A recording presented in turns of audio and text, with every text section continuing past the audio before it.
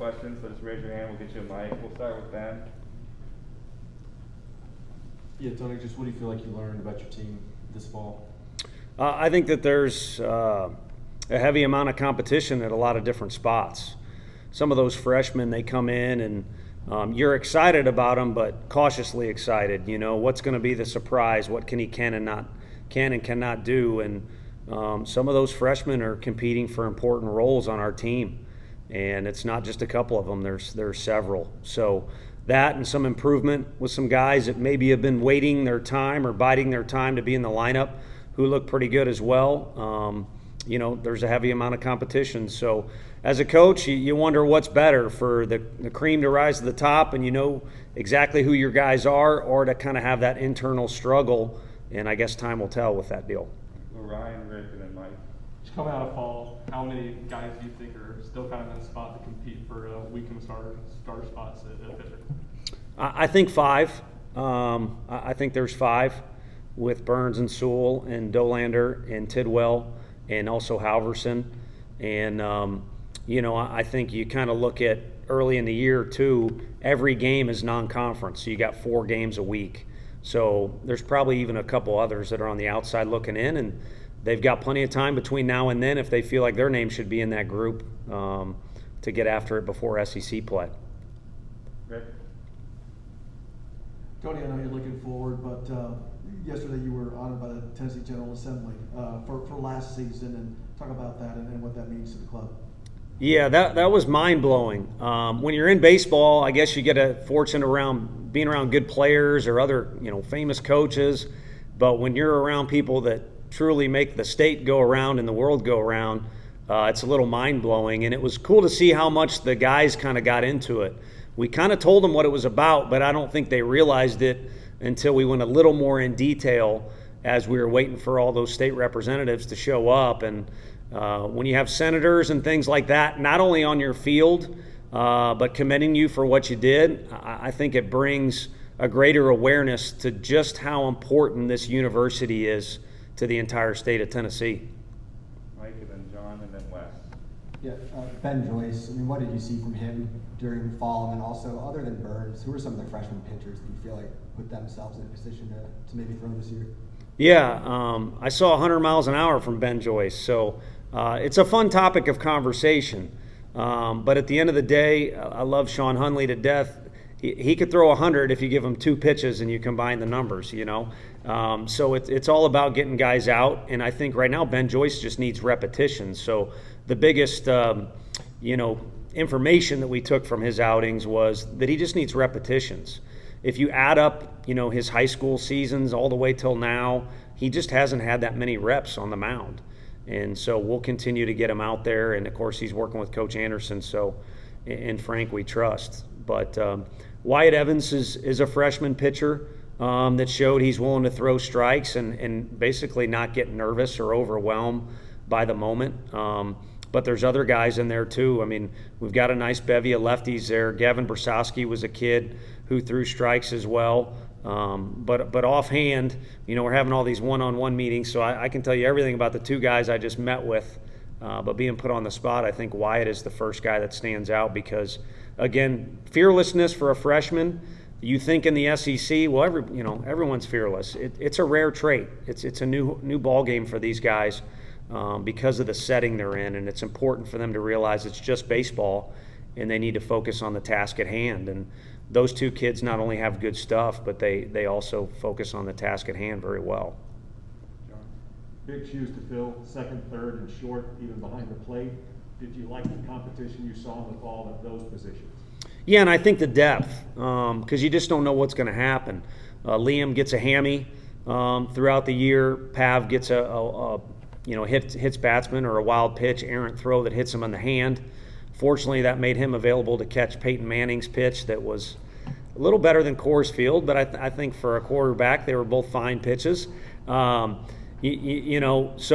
having depth there is huge. And I think, you know, as far as internal competition goes, catching's a great spot to have it because you need depth. We've shown that we want to use 2 guys behind there throughout the year. It's helped us in recruiting. It's helped us keep our guys fresh. But on the infield, you probably want guys you're going to rely on at those 3 spots. So right now, we could maybe project who we think those front runners are, but really there's probably 6 guys in the mix or so. And I think, again, the waters are a little muddy. So these next 2 months where they're in charge of themselves every bit as much as we're in charge of them are very, very key for those guys to separate themselves. Wes and then Ben and Ryan. Tony, a couple things. First off, with guys like, Beck and Gilbert, this will be the year for them to maybe take that leap. There's a lot on the line for them potentially. What did you see from them this fall, and do you think their games are going to that next level? I think they stay true to their roots. Every college coach has seen a lot of guys that are juniors or seniors that may kind of have a position all but locked up, just kind of treat the fall as a check the box type of thing, or a walkthrough almost.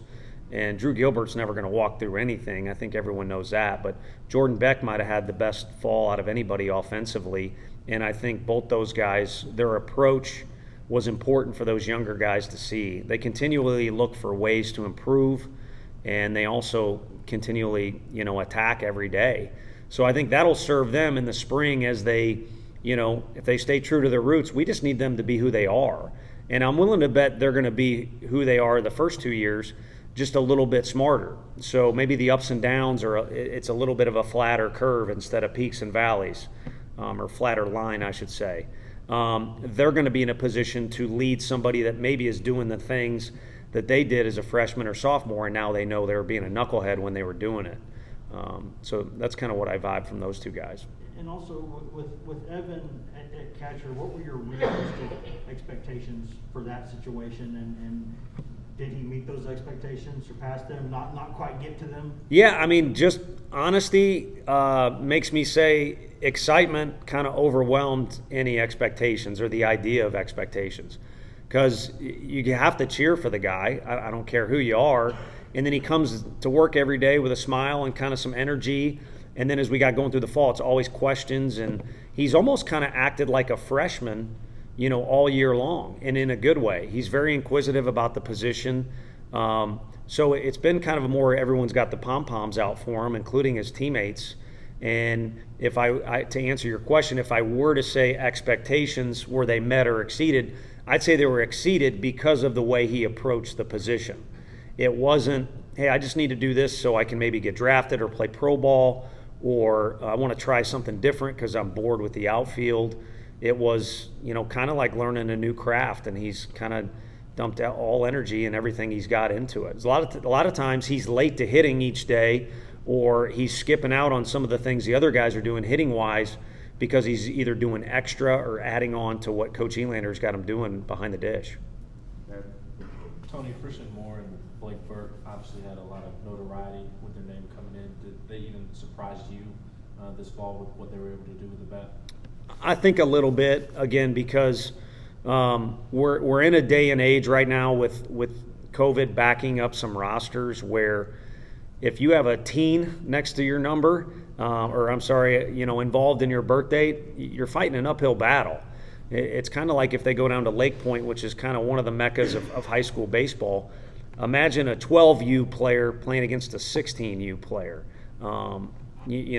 There might be freaky instances, but I think you know what I'm getting at. So those guys come in and are seeing an older roster and not overwhelmed by it for 1 second, and then also just able to fully showcase their skill set, especially with the bat with those 2 guys. It gets you excited about this year plugging in some holes, and it definitely gets you excited about the future. And I really feel like Tiers is in that group too. He's hit some balls that I just don't know that we've had anyone here that can hit them like that, whether it be the exit velo or the distance he hits it with. So, yeah, the 2 left-handed hitters we were excited about for a long time, Tiers and Burke. I think now that I've been around them, they're great kids, they're good workers, and they're super talented. You don't settle on a position for Tiers? No, we've kind of talked with both those guys. I mean, we put Blake out in right field, and he kind of laughed and went out there and had fun with it. But Luke Lipsius was able to play in the outfield as a freshman and is now a first baseman. So I think both, need to duke it out for who's a better right fielder, who's a better first baseman. And, of course, they've put themselves, in an eligible position to be a DH or a pinch hitter. not just this year, but throughout the years. So I think with both those guys for their pro career, if they can diversify, their portfolio defensively and show that they can play the outfield and first base, it'll greatly improve their chances with the pro stuff. Finish up with Ryan. And then on the catcher spot, do you leave fall with more confidence or more questions than you had at the start? I think more confidence overall. I think as you tally up repetitions for young guys like a Jared Dickey, who's trying to learn the position, relearn the position. He played it a little bit when he was younger. And then Charlie Taylor, where now it's no longer, hey, this guy's kind of an apprentice. He's in the middle of the whole mix. You get more data. And so now we've got weaknesses we need to attack over the winter. So it's a combination of the two, if that's fair to say. But we certainly need to get better in those areas. And Nathan Smith is a freshman catcher. Ryan Miller is too, has the capability of playing multiple positions. Anyone who's got any prospects back there, including Evan, who right now is our best guy, needs to improve. Who else you finished, John? Last question. One more. Save the best for last. Was there anybody who put together an outstanding summer and that they continued that through the fall and taking significant steps that you were hoping they would? As long as you don't tell him, or he doesn't listen, it's Cortland Lawson, I think is the one that stands out. He went to Hayes, which if you're in the Jayhawk League, which has been around forever and is good baseball, but that's all it is baseball. You're in a small town, you got to grind, you play every day, and he showed willingness to do that and also played well. And then if you're going to play in the middle of our infield somewhere, whether it be short or second for Cortland, you have to do some extra stuff, whether it's in your comfort zone or out of your comfort zone.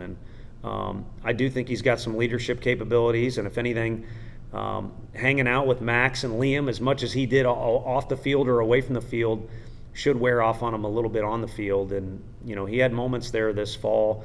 I don't know how many home runs he hit or how many times he had extra base hits, but he played well defensively and handled the bat well like he did this summer. Thanks, Coach. Thanks, everybody. Yeah, thank you all.